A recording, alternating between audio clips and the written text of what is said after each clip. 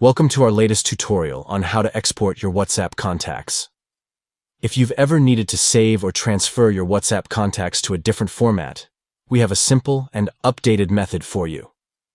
To get started, head over to the Play Store and install the Contacts to Excel app on your Android device.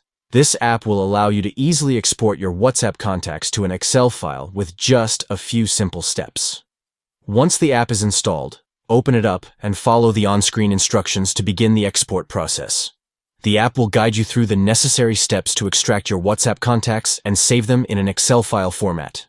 With just these two straightforward steps, you can quickly and efficiently export all your WhatsApp contacts to an Excel file, making it convenient to manage and transfer your contact information as needed.